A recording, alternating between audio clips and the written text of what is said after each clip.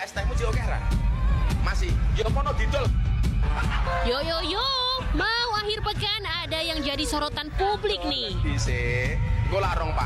Sepanjang kemarin sosok ulama kodang Gus Miftah jadi sorotan publik lantaran sikapnya kepada seorang tukang jual es di ceramah agamanya. Berbagai kecaman diterima Gus Miftah lantaran bercandaannya dianggap tidak pantas dilakukan seorang ulama kepada tukang jual es teh manis. Namun memang bukan sekali ini saja tindak tanduk Gus Miftah mengundang reaksi publik dan jadi sorotan. Ada setidaknya 5 hal yang pernah dilakukan Gus Miftah dan jadi sorotan. Yuk kita check it out. Awalnya sebenarnya Gus Miftah mencuat jadi ulama setelah diketahui berdakwah di dunia malam. Dia seakan menerobos jalur lain dibanding ulama lain alias berani masuk ke lembah hitam. Kalau disebutkan begini.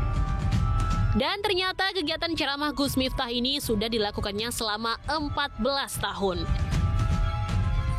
Meski sempat mengundang kontroversi termasuk dari MUI, namun Gus Miftah jalan terus berdakwah di dunia malam. Bahkan sampai sekarang pun dia bisa dibilang ulama yang bisa diterima dunia malam. Usai terkenal sebagai ulama yang berdakwah di dunia malam, Gus Miftah kembali membuat heboh ketika ikut dalam orasi kebangsaan di Gereja Betel Penjaringan, Jakarta Utara. Pro kontra pun terjadi lantaran dinilai tak layak seorang ulama berbicara di rumah ibadah umat lainnya. Namun Gus Miftah saat itu beralasan dirinya datang bukan buat ceramah tapi buat orasi. Usai kontroversi itu, ulama kelahiran Lampung kembali jadi omongan publik dan sorotan media sosial setelah viral bagi-bagi duit di Pamekasan, Madura.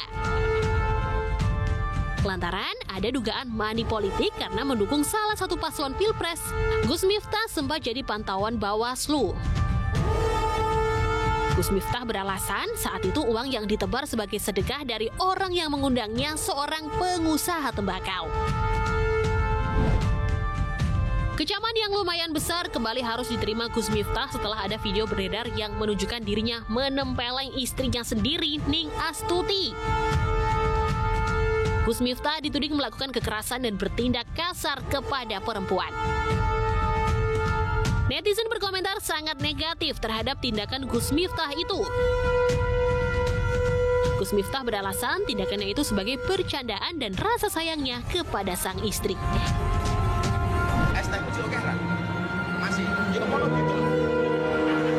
Dan yang paling viral sudah barang tentu kejadian yang viral kemarin. Gus Miftah dianggap merendahkan dan melecehkan seorang penjual es teh manis. Ucapannya ke Sun Haji, sang penjual es teh dianggap netizen sangat tak pantas dilakukan oleh seorang ulama. Kecaman pun bertubi-tubi menerpa Gus Miftah. Meski akhirnya sudah minta maaf, namun masalah ini sempat membuat Presiden Prabowo bereaksi. Gus Miftah ditegur akibat tindakannya itu. Nah, apa yang terjadi dan dialami Gus Miftah itu seyogyanya jadi pembelajaran kita semua, khususnya untuk para ulama. Bahwa bercandaan boleh, namun harus tahu mana tempat dan waktunya. Semoga semuanya belajar dari kasus Gus Miftah ini. Amin.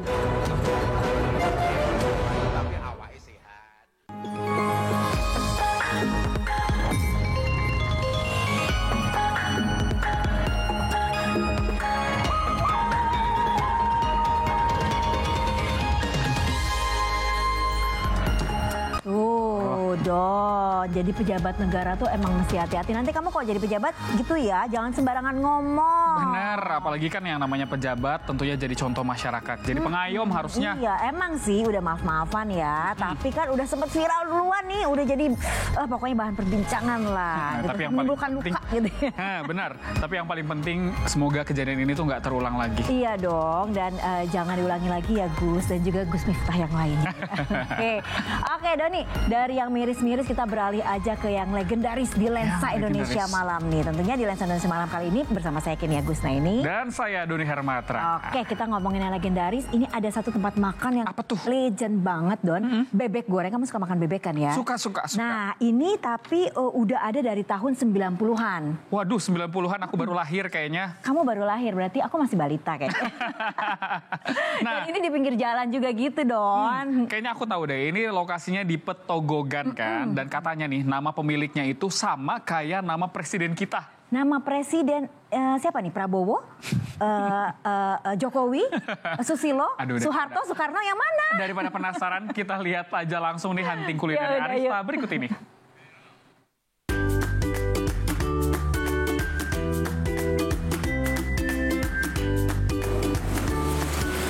Sobat TV, ketemu lagi kita. Pas banget. Kali ini aku juga lagi mau kulineran malam-malam dan sekarang ini ada di kawasan Fatmawati, tepatnya ada di Blok A, Jakarta Selatan. Nah, di dekat sini ada warung bebek goreng yang dia itu rame dan semakin malam semakin rame. Katanya bukanya tuh sampai tengah malam. Jaraknya juga strategis, cuma sekitar 200 meter aja dari stasiun MRT Blok A. Di mana tempatnya? Yuk ikut aku. Wah, ini tuh bebek goreng yang makin malam makin rame itu. Tuh, lihat deh sahabat. Antrenya lumayan juga ya. Selain bebek goreng, banyak banget loh pilihan lauknya. Ada udang, paru, cumi, ampela, kulit. Wah, pokoknya banyak deh. Jadi semua lauk pauk ini udah dibumbui dulu sebelumnya sahabat. Dan baru digoreng ketika ada yang pesan. Jadi dijamin pas nyampe meja masih kriuk dan panas. Jadi kayaknya lebih lembut, terus bumbunya mungkin lebih terasa, sambalnya juga beda. Di sini bisa request Mbak, kalau misalnya minta sambal biasa, apa sambal pedas, gitu bisa. Ada, pokoknya terserah customer. Kadang, oh Bu saya nggak pakai terasi bisa, Bu saya nggak pedas bisa, gitu. Pantes aja tuh para pengunjungnya pada anteng bener makannya. Seenak itu ya ternyata. Kayak bebeknya itu gorengnya kering banget gitu, jadi sampai kayak daging yang pinggir-pinggir tulang itu kayak kerasa banget kayak gitu. Terus habis itu nasi uduknya juga enak berasa.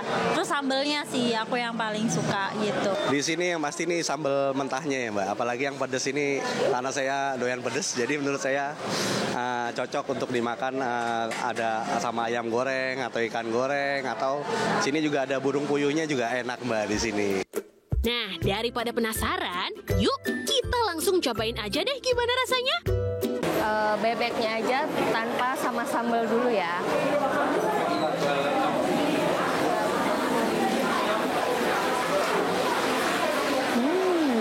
Si bebeknya ini juga lembut banget sahabat. Kan kadang kalau misalkan kita beli bebek goreng itu kadang ada daging yang dia itu masih agak alot gitu ya. Nah kalau yang ini dia lembut banget kayak kalau kita makan daging ayam. Kulitnya juga walaupun dia kulit bebek kan tebal ya, lebih tebal daripada ayam. Tapi dia sangat renyah dan gak alot sama sekali, lembut, tapi tetap crispy. Ini ada sambal yang super pedas. Oh, kita dikasih bonus sahabat, ada sambal yang super pedas nih katanya. Oke, nanti kita coba ya. Istimewanya lagi warung makan ini ternyata udah eksis dari tahun 1993 loh. Awalnya warung kaki lima sampai akhirnya bisa sewa ruko seperti sekarang ini sahabat. Buka tiap hari dari jam setengah 5 sore sampai jam setengah 12 malam. Warung ini menghabiskan 70 sampai 90 ekor bebek per harinya loh sahabat. Beneran sih sahabat. Semua menu di sini wara enaknya. Habis makan yang goreng-gorengan dan berminyak, paling pas emang ditutup sama es jeruk nipis. Manisnya, asemnya, segernya pas banget. Dan untuk harga juga masih relatif terjangkau ya. Untuk satu potong bebek ini harganya Rp30.000. Untuk nasi uduknya tadi Rp8.000 dan juga untuk minumannya sebetulnya bervariasi. Tapi kalau untuk yang es jeruk nipis aku pesan ini tadi harganya Rp13.000 aja. Jadi gimana, tertarik gak buat nyobain? Dari Jakarta, Arista Ramelia, Fajar Rizky, RTV.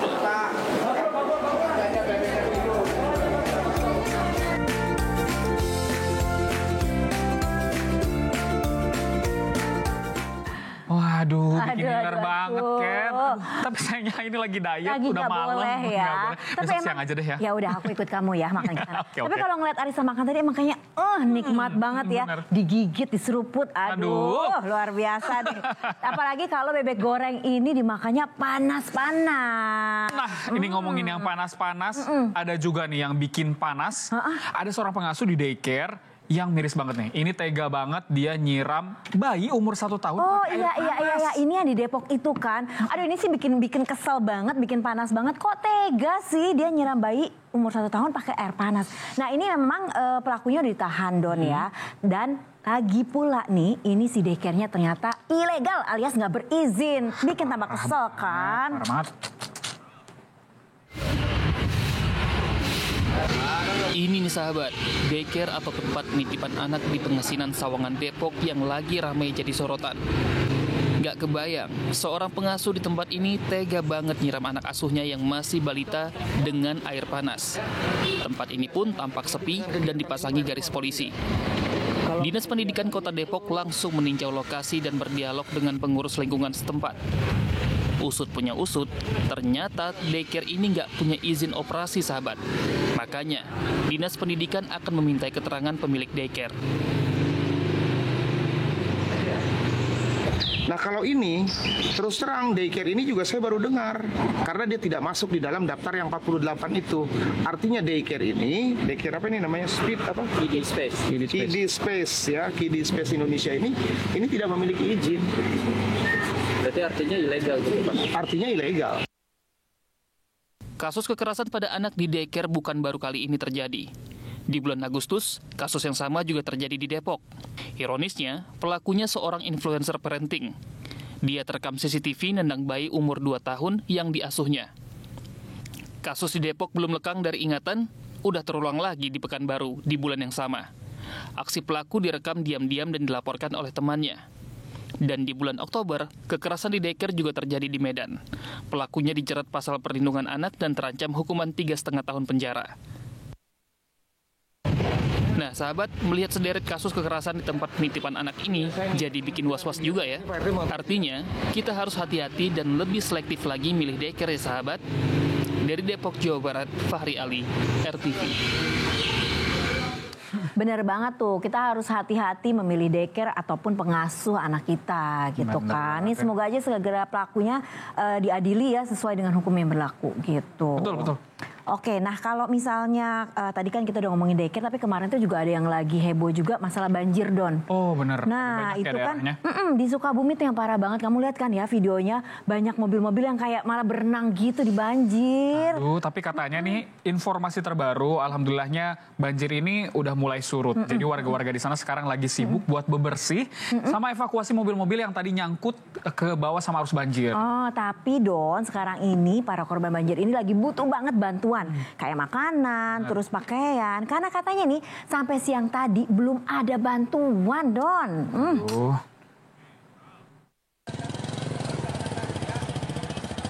Banjir di Sukabumi udah surut nih sahabat. Tapi banyak pekerjaan rumah yang menanti. Terutama bagi para pemilik mobil yang kemarin terseret banjir bandang di Kampung Parungseah, Curug Luhur, Sagaranten. Lihat nih, ada yang terguling di tengah jalan. Ada juga yang tersangkut di antara pepohonan tepi Sungai Cikaso.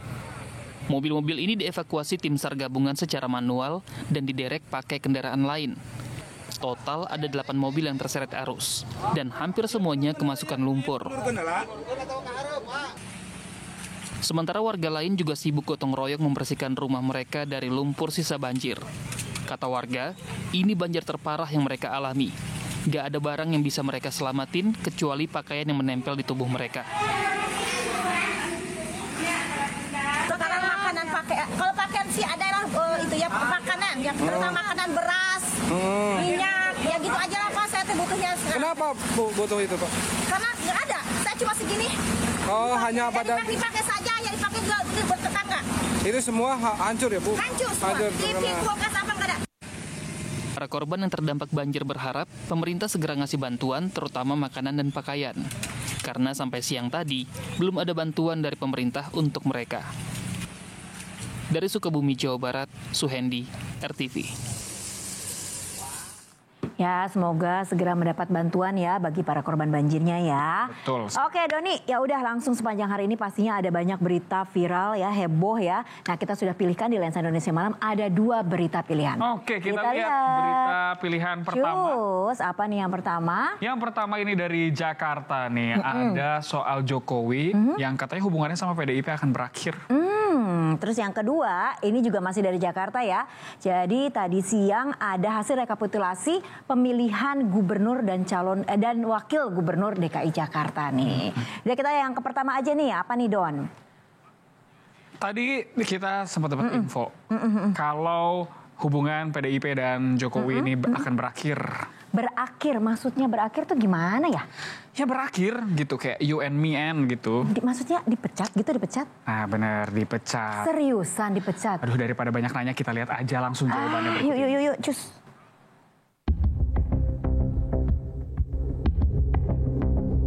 PDI Perjuangan dipastikan akan pecat salah satu kader emasnya Joko Widodo dan keluarganya. Kepastian itu diumumkan pada Rabu kemarin tanggal 4 November. Melalui pernyataan resmi, Sekjen DPP PDIP Hasto Kristianto di Lenteng Agung Jakarta Selatan dengan tegas bilang begini, Pak Jokowi dan keluarga sudah tidak lagi menjadi bagian dari PDIP.